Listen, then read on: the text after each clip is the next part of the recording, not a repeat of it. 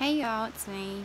I just wanted to say, for one thing, I'm a really happy girl right now because I found bobby pins. Imagine that. I've been looking for these things for like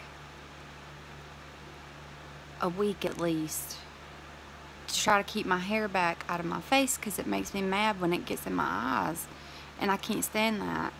And now that it's too short to put behind my ear, I had to have something else. So I was looking for bobby pins, and Jackson had hit them, and I just now found them. I'm very excited about that. But anyway,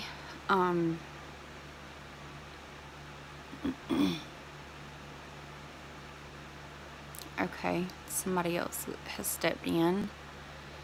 Let me see. Yeah, they're probably just looking at all of you. Today I was going to talk about Glenn number 2. That's what I'm going to call him.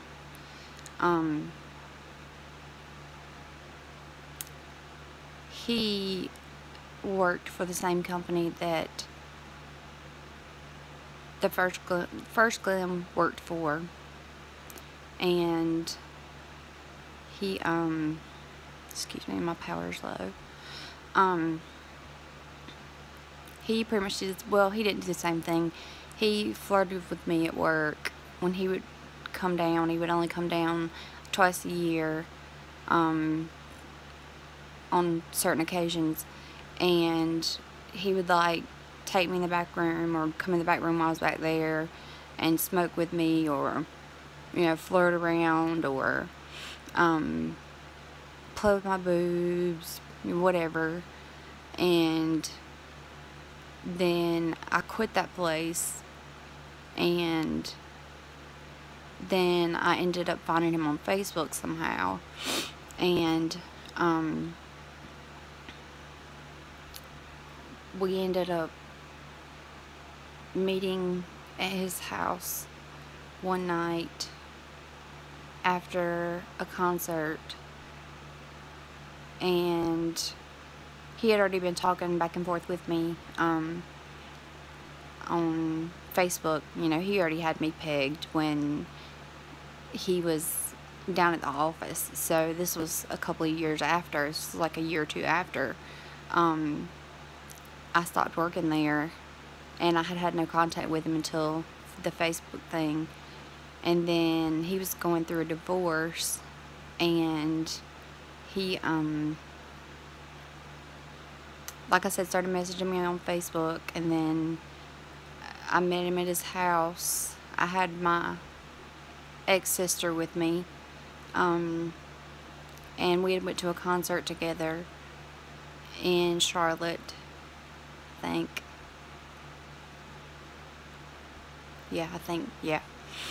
We went to the American Idol tour concert that year, and it was for her birthday. And I know I'm great, right? Why would anybody not want to be around me? Come on now. So anyway, we went to his house, and she sat on his couch, and things happened. That was the first time, and I remember crying all the way home, and going to her house and trying to wash him off my face, and trying to put lotion or something on my face so that Billy wouldn't smell it. I don't know. That was the first time that happened with him, and he had such a hold on me that he talked me into actually leaving one of my kids. No, it wasn't. I didn't leave during his party, but it was the day of my child's party, and right after his birthday party, and everybody left, I immediately jumped in the car and drove all the way to Greenville where he lived, because he told me that if I couldn't be there for him, he'd find somebody who could. And that was a no-no to me. You don't, you know, when you are told something, you do it. So I can't remember what excuse I made up, and I went and saw him. That lasted for about 6 months. And the last time I talked to him, he was asking me to take naked pictures of myself and send them to him. And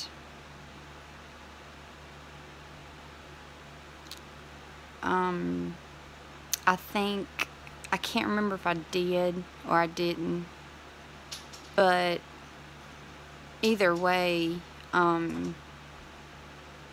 he went home that night after being on Facebook with me all day, asking for pictures and doing all this crap. And he went home that night and proposed to his now wife. I thought that was pretty shady. That altar was very upset. I remember going to see Dr. K and telling him, and just shaking because I was so angry with him for the way he used me and for letting myself let it happen. It just, there was just so many people that took advantage of me that I never should have let it happen, ever. But that's what the altars are for. That's what they were there for. So I still thank them every day for being there, because if they weren't here, then I probably wouldn't be. I would be, if I was alive, I would probably be on a street corner somewhere, or living with a piece of trash that beat me, and my life would be hell, pretty much. Without Dr. K and without Billy, I would be, there's no telling where I'd be right now. They have helped me so much, and Billy still does. Dr. K does when I can go see him, but like I said, we can't really go right now because money's tight. But just having Billy here, you know, he helps me so much. When he's at work, I just pretty much try to keep doing stuff to keep my mind off of things. I listen to music. I might, you know, clean up while I listen to my music, or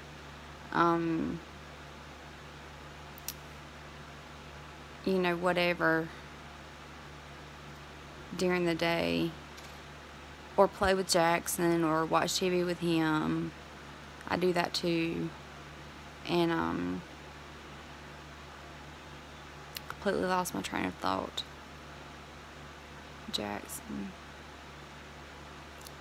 So that's pretty much my day until Billy gets home. And then when he gets home, then we just try to spend as much time as we can together, you know, and with the kids. It's really hard to get us time, just us time. That, I don't even know what that is anymore, I don't think. Because it's really hard for us to get us time without Jackson. He's there 24/7. Yesterday I thought I was going to sell him, give him away for free or something. I didn't know what I was going to do because he was driving me so insane. Like, just crazy. This child is not a normal 4-year-old, I'm telling you. He is way advanced, and he is something, maybe he's an alien, I don't know. This child is just, he's not a normal 4-year-old. He is a hurricane from Hades, and I love him to death, but it's hard to keep up with him.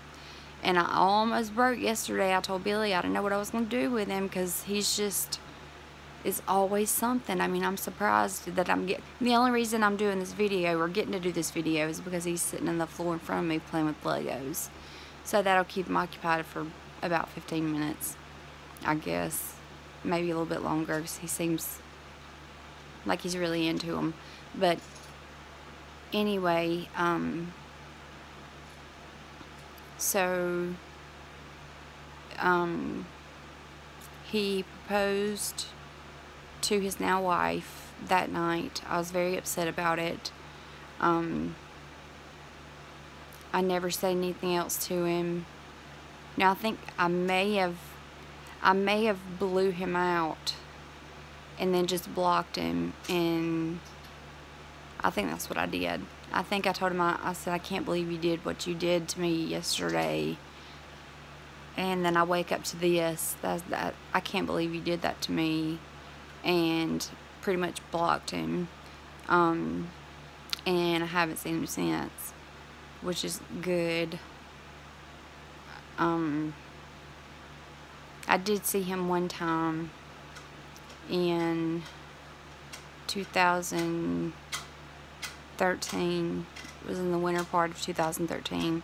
I had stopped by his office, not his office, but that business's office, to see a friend of mine, and he was there, or he had pulled up while I was there or something, and he walked over there and talked to me for a minute, and kind of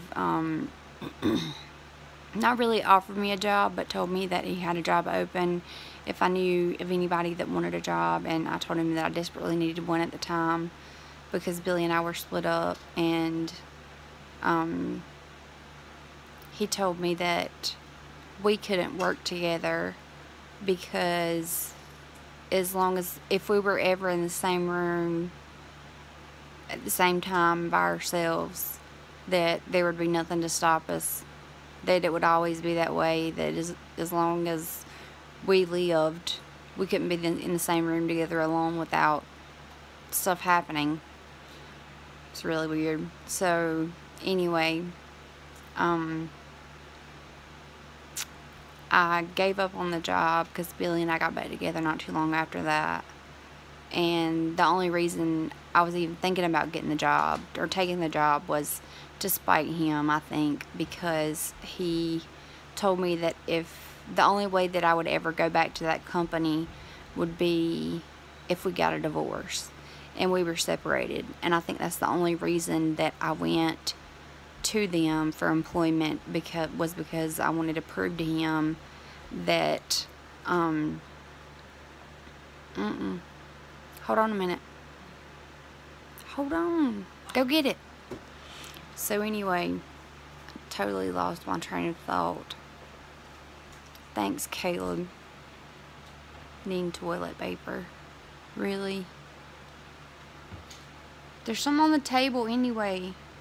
There's some on the table. God. You could have asked. Wow. Just wow.